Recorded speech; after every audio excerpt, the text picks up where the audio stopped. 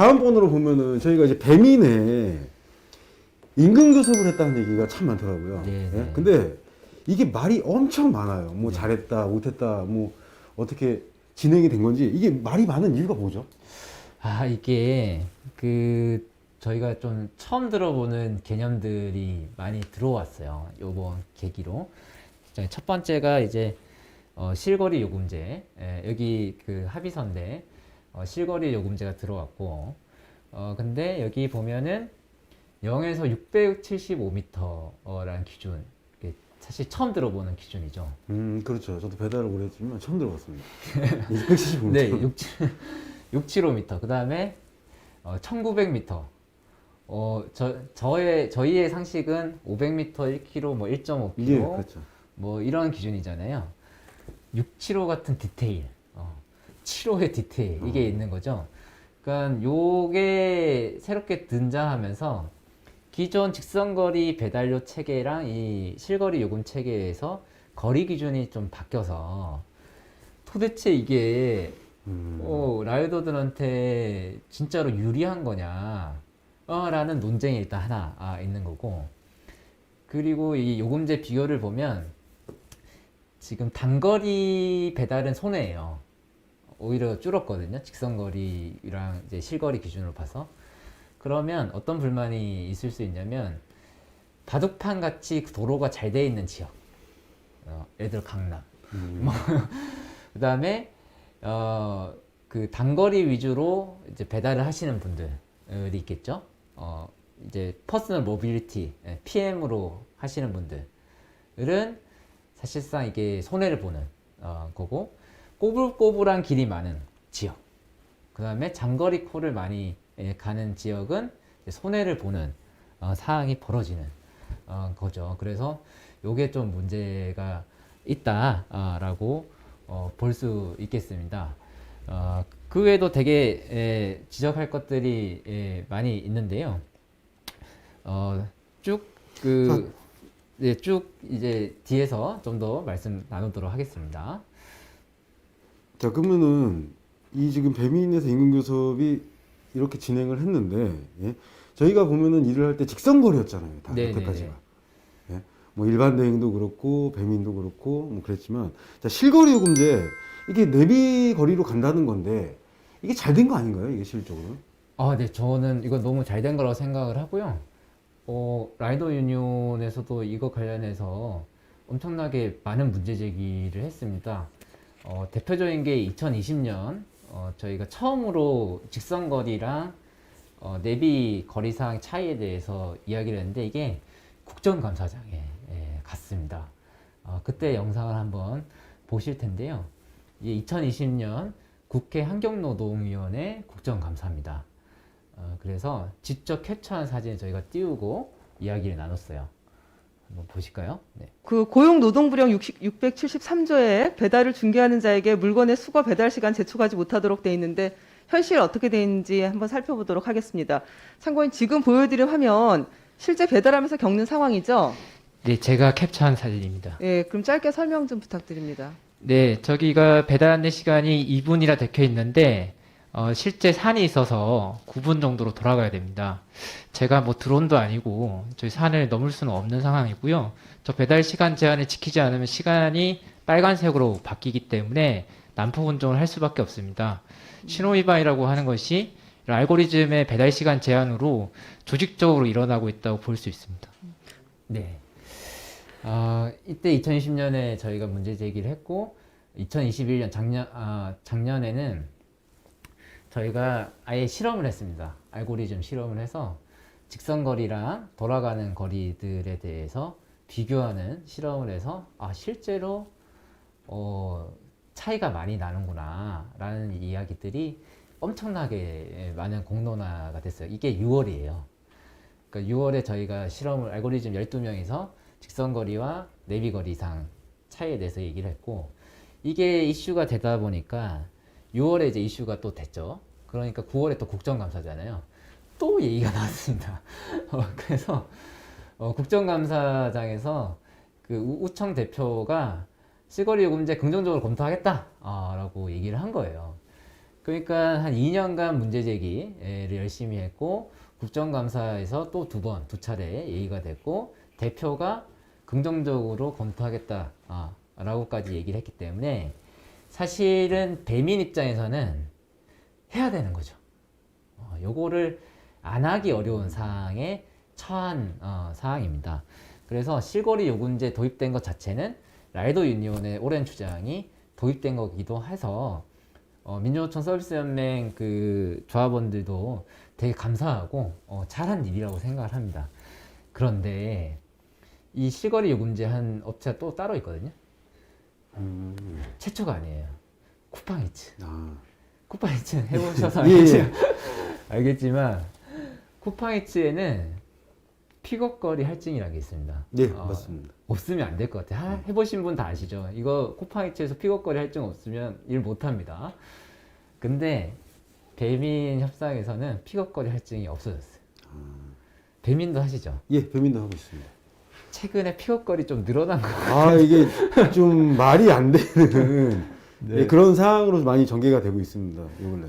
그래서 제가 요즘에 AI 코어를 끄고 일반창 켜고 하거든요. 예. 그래서 픽업거리 스트레스 너무 심해가지고 요거 실험을 계속 하고 있어요, 개인적으로. 이게 집단적으로는 안 하고 있는데 한번 해보려고요. 그러니까 일반창 콜 끄면 픽업거리는 그나마 좀 짧게 잡아서 가니까 스트레스가 덜한데 AI를 키면 이 쿠팡보다 심하네, 선 넘네 이런 생각 들잖아요. 분명히 예, 많은 분들이 지금 네. 그렇게 생각하고 계실 겁니다. 네, 예. 그래서 요 픽업거리 문제가 안 들어온 것들이 좀 실거리 요금제의 본연의 의미와는 좀 멀다라는 것이 좀 아쉽고, 그다음에 지역의 이제 기본 배달료 같은 경우는 한 2,600원 정도 하거든요. 부산, 강주, 대전은 2,800원 정도 하는데 아까 저렇게 이제 거리별 할증이 있는데 주로 단거리가 손해잖아요. 근데 네. 기본 배달료가 원래 낮았던 지역은 좀 타격이 더 심할 가능성이 높다라는 것들이 우려스러운 거예요. 그러니까 서울 사람들은 잘 몰라요. 설마 배민에서 2,600원 뜰까? 맞습니다.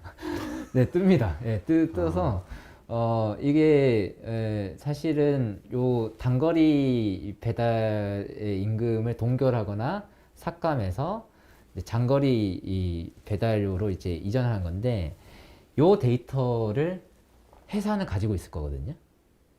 이 거리별 그 주문량이라든지 비중이라든지. 근데 노동조합은 이 자료가 없는 상태예요. 그래서 데이터가 없는 상태에서 협상을 했을 때 되게 우려스럽다, 이런 말씀을 좀 드리고 싶은 겁니다.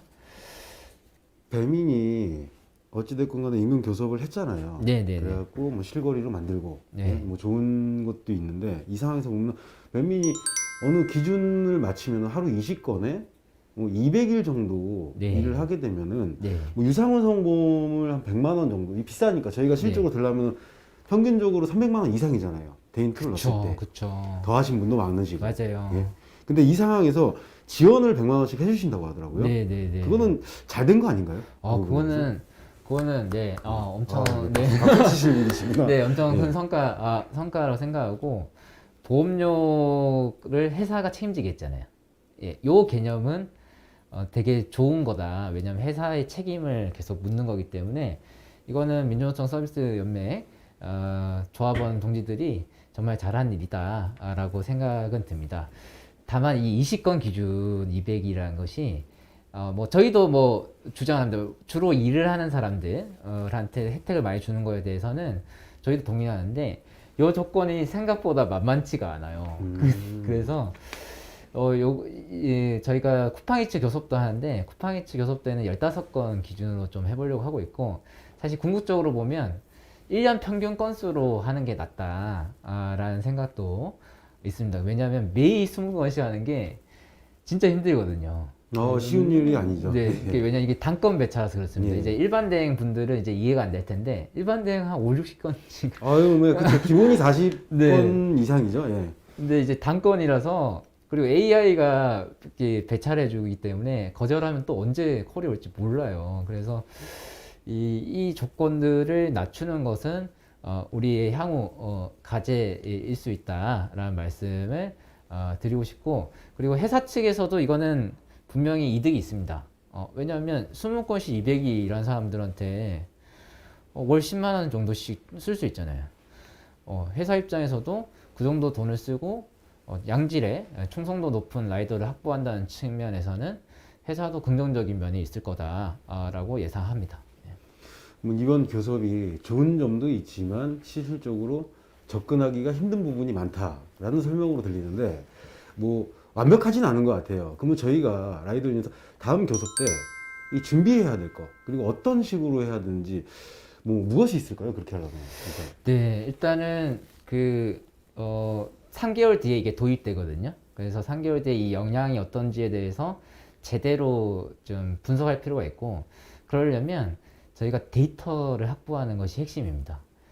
그래서 라이더 유니온에서도 데이터 확보를 위한 계획을 좀 잡고 있고, 이제 저희뿐만 아니라 회사 측에 사실은 정보를 내놓으라고 해야 되는 거죠. 그러면은 이 데이터 정보의 접근권이 확보돼야 되는데, 요거를 저희가 라이더 보호법이라고 해서 생활물류 서비스 산업 발전법 상에서 라이더들의 처우에 관련된 정보를 공개해야 된다라는 것을 법안 내용으로 담았습니다. 그래서 법 통과를 위해서 싸우고, 네, 협상장에서도 요거를 요구해야 되는 거고요. 그 다음에 모든 배달 노동자가 단결할 수 있도록 포괄할 필요가 있어요. 전략을.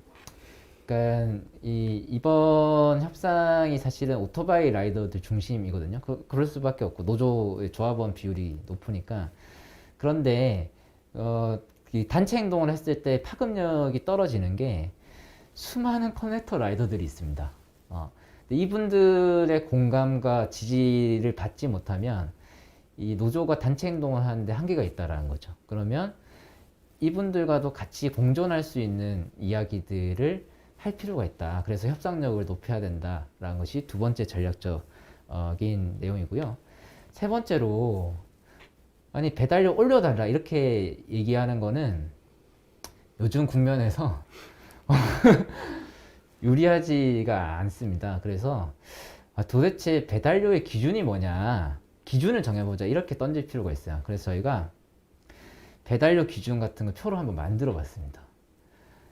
자, 제가 계산한다고 힘들었는데, 저희가 그 배달 노동자가 한 400만 원을 번다, 라고 보면, 왜냐면 이게 배민 측이 이렇게 얘기했어요. 평균 400 번다. 상위 10%. 그쵸. 예. 10%죠. 예. 훌륭하십니다. 고생 많으셨고. 이거를 이제 시급으로 따지면 저희가 주 6일 8시간 노동했다고 쳤어요. 보통은 주 6일 한 10시간 일하실 텐데. 그렇죠. 양보를 해서. 그러면 시급 한 19,000원 나오는 거거든요. 근데 여기서 비용을 빼보자는 거지. 근데 그러면 보험료가 한 뭐 월 100 정도 빠진다. 왜냐하면은 오토바이 값이랑 그다음에 유상운송 보험료를 합친 거죠. 이게 근거가 뭐냐면 리스 가격이에요. 그렇죠. 리스 가격의 최저 리스 가격. 그를 계산해서 뽑아봤고, 그다음에 4대 보험 약 33만 5천 원은 건강보험까지 합쳐서 33만 5천 원 빼면은 순소득이 한 260, 70 정도 된다. 아까 고용보험 때 얘기했었죠. 30.4%를 뺀다. 얼추 비슷합니다. 30%를 빼면 이제 한 300 혹은 250에서 300 정도 번다라고 하는 거죠.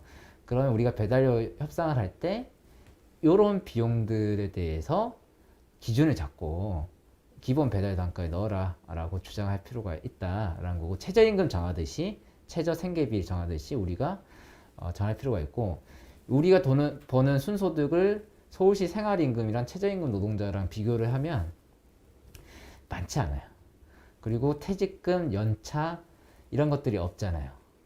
그리고 사고 책임도 우리가 지고, 그런 면에서는 사실 큰 차이가 없을 수 있다라는 것을 설득을 해야 된다라는 생각이 있습니다. 그래서 저희가 협상도 하고 언론도 활용하고 국회도 활용해서 종합적인 그 계획을 가지고 투쟁할 필요가 있고, 그 다음에 양 노조가 합심해서 투쟁할 필요가 있다라는 게 제 생각이고요. 그래서 조합원 수 확대를 하는 게 핵심입니다. 그래서 거기에 최선을 다해야 된다라는 말씀을 꼭 드리고 싶습니다.